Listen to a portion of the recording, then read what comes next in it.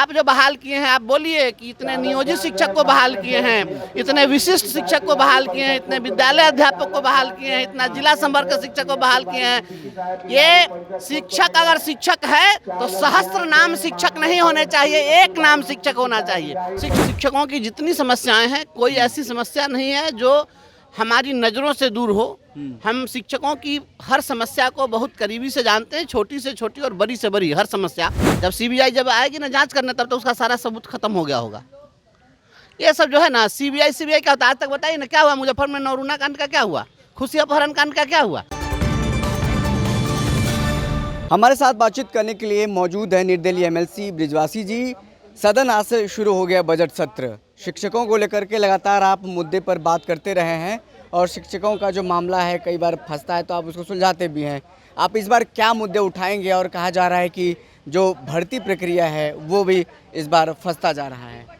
देखिए, आज महामहिम राज्यपाल ने अपने अभिभाषण में सरकार की सफलताओं को अब तक गिनाया है और वहाँ कहा गया कि 5 लाख से अधिक शिक्षकों की बहाली कर ली गई है। तो हम तो सबसे पहले यही पूछेंगे, जब 5 लाख शिक्षक की बहाली कहाँ हुई है? आप जो बहाल किए हैं, आप बोलिए कि इतने नियोजित शिक्षक को बहाल किए हैं, इतने विशिष्ट शिक्षक को बहाल किए हैं, इतने विद्यालय अध्यापक को बहाल किए हैं, इतना जिला संपर्क शिक्षक को बहाल किए हैं। ये शिक्षक अगर शिक्षक है तो सहस्त्र नाम शिक्षक नहीं होने चाहिए, एक नाम शिक्षक होना चाहिए। शिक्षक शिक्षक होता है, आप उसको अलग अलग ग्रुप में क्यों बांट करके रखे हुए हैं? एक पदनाम होना चाहिए, सबका एक समान वेतनमान होना चाहिए, समान काम के लिए समान वेतन की नीति लागू होनी चाहिए। या फूट डालो और शासन करो, नहीं चलेगा। तो इस बार और क्या मुद्दे होंगे सर? क्योंकि शिक्षक जो समाज है आपकी ओर एक आशा भरी निगाहों से देखता है कि हमारा कोई प्रतिनिधित्व सदन में है, हमने उसको भेजा है, तो क्या कुछ आवाज़ उठाएंगे? क्योंकि इस बार लंबा सदन बजट सत्र के दौरान चलना है, तो क्या कुछ उठाएंगे आवाज़? आने दीजिए। शिक्षकों की जितनी समस्याएं हैं, कोई ऐसी समस्या नहीं है जो हमारी नज़रों से दूर हो। हम शिक्षकों की हर समस्या को बहुत करीबी से जानते हैं, छोटी से छोटी और बड़ी से बड़ी हर समस्या। और आप देखते भी हैं, सुनते भी हैं, मैं लगातार सभी समस्याओं पर मुखर होकर बोलता रहता हूं। तो सदन में शिक्षकों की जितनी समस्याएं हैं, सभी समस्याओं पर हम बात करेंगे। हमने प्रश्न भी डाला है सदन के पटल पर, अगर प्रश्न आएगा तो आप देखेंगे कि हम क्या बोलते हैं, वहाँ पर आपको दिखेगा। शिक्षकों के तमाम समस्याओं पर हम एकदम मुखर होकर के शिक्षकों के साथ खड़े।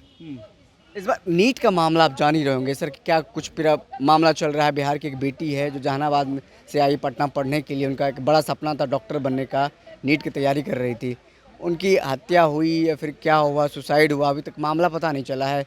मामला सीबीआई को सौंप दिया। क्या लग रहा है कि बिहार पुलिस इसमें सक्षम नहीं है वो पूरा मामले को तफसील से जाँच करने में या फिर उद्भेदन करने में? देखिए, जिस मामले को उलझा देना होता है ना, उसको सीबीआई के पास में रेफर कर दिया जाता है। हाँ, जब सीबीआई जब आएगी ना जांच करने, तब तो उसका सारा सबूत खत्म हो गया होगा।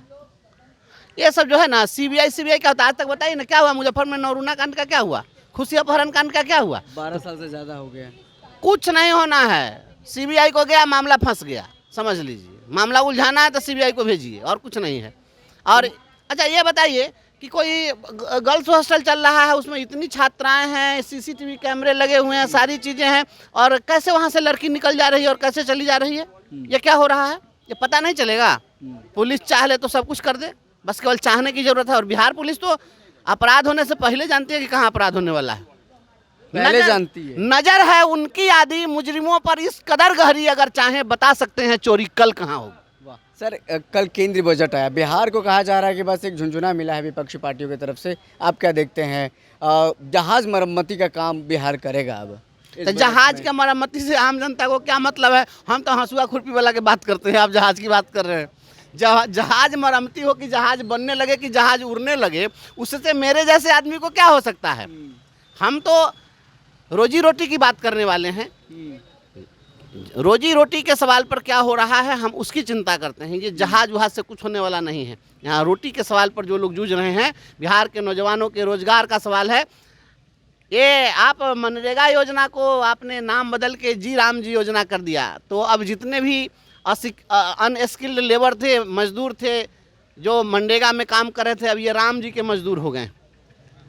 जो पढ़े लिखे लोग हैं वो किनके मजदूर होंगे, ये भी तो सरकार को बताना चाहिए। क्योंकि अगर आप ग्रेजुएट हैं तो आप मनरेगा के मजदूर बन नहीं सकते हैं जी।